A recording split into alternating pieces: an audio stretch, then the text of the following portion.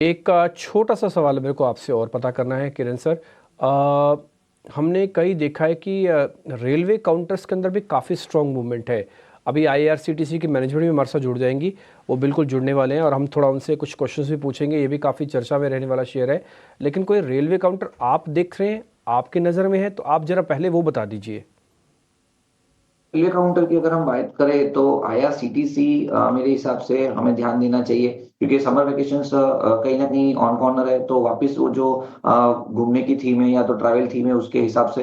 दूसरा 700 का एक काफी इंपॉर्टेंट लेवल है। लास्ट टाइम हमने देखा था कि 700 से लेके 650 के बीच में multiple inverted head and shoulder pattern थे। उसके बाद स्टॉक में 1100 तक की एक रैली आई थी, तो वापस उसी जंक्चर के अंदर स्टॉक अवेलेबल है। तो मुझे लग रहा है कि आईआरसीटीसी हमें लॉन्ग करना चाहिए 650 या 680 के एक पोजिशनल स्टॉप लॉस के साथ। एक फॉलिंग वेज पैटर्न ब्रेकआउट भी हमें देखने को मिल रहा है, तो कहीं ना कहीं ऊपर में वापस ये 800 850 तक जा सकता है। तो आईआरसीटीसी हमारा प्रेफर्ड पिक रहेगा एट करंट मार्केट प्राइस।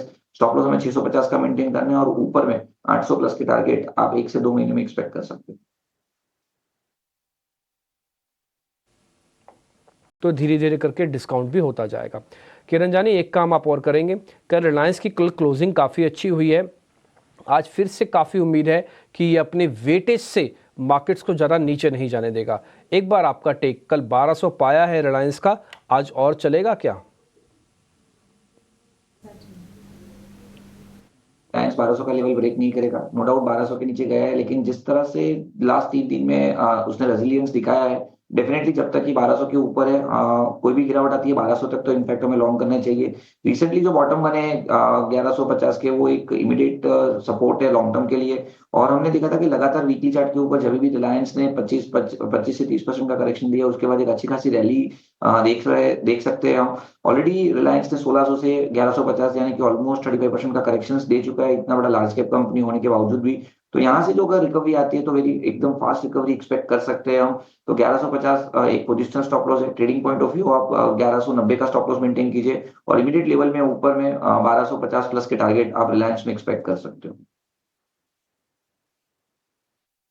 कि गिफ्ट निफ्टी के हिसाब से आज थोड़ा प्रेशर तो बनेगा। 2 दिन की तेज़ी थी मार्केट के अंदर, थोड़ा प्रेशर बन भी जाए तब भी मेरे को लगता है कि बाजार अपनी फाइटिंग स्पिरिट्स को नहीं छोड़ेगा, क्योंकि उसने 22,000 के लेवल और 48,000 के लेवल को बहुत अच्छे से पका के और बड़ी मेहनत से, बड़ी उम्मीदों के साथ, बड़े जतन के साथ यहाँ तक पहुँचा है।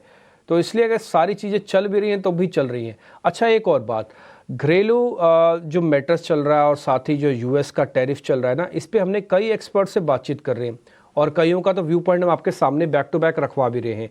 इसी मुद्दे पर रेसिप्रोकल टैरिफ का असर कितना होगा, साथ ही इंपोर्ट्स के लिए कितनी बड़ी चिंता का विषय है भारत के साथ में ये बना हुआ। फेडरेशन ऑफ इंडियन एक्सपोर्ट्स के डायरेक्टर अजय सहाय से भी हमने पूछा, तो जो उन्होंने बात रखी ना बड़ी इंपॉर्टेंट थी। आपको भी मैं सुनाता हूँ वो क्या कह रहे थे, जरा सुनाइए बात। जो भी स्टेटमेंट्स है उसका इम्पैक्ट जरूर पड़ता है ट्रेड पे। अनसर्टेनिटी ज़्यादा होने से ट्रेड इम्पैक्ट होता है।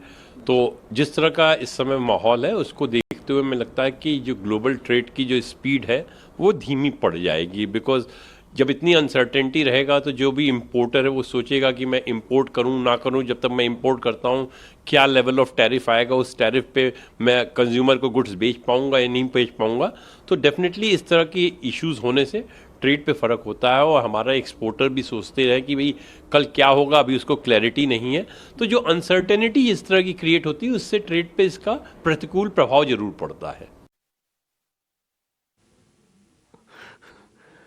ठीक है, तो ये आप अजय सहाय को सुन रहे थे, वो कह रहे थे कि देखो फ़र्क तो पड़ता है। अच्छा, मैं आपको एक बात बताऊं, न केवल भारत के फीओ के अजय सहाय ये बात बोल रहे थे, बल्कि चाइना में भी बैठक हुई और उनके भी टारगेट स्लाइटली मिस हो सकते हैं, जो टारगेट और ट्रेड के और अपनी करेंसी के या फिर वो लेके आते हैं। लेकिन उनका भी ये कहना है कि मैटर्स को अच्छे से हैंडल किया जा सकता है।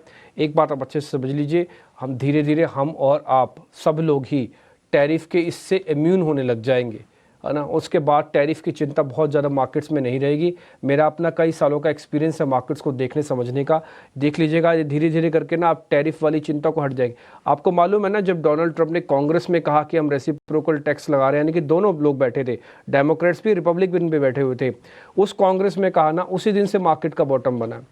और उससे पहले जब वो मैक्सिको, ब्राज़ील के ऊपर बोलते रहे वो 10-10% टैक्स लगा देंगे, तब हम बहुत ज़ोर से टूटते थे। हमारा तो नाम भी नहीं बोला, तब हम टूट रहे थे। तो थोड़ा कई बार क्या होता है, मार्केट्स पहले फ्यूचरिस्टिक मशीन है ना, पहले ही रिएक्ट कर देता है और एक्चुअली जिस समय इवेंट हो रहा होता है उस समय तो उसको डिस्काउंट कर रहा होता है। मेरा भी ऐसा मानना है कि हम टैरिफ को धीरे धीरे करके डिस्काउंटिंग वाली फॉर्म में आ गए हैं।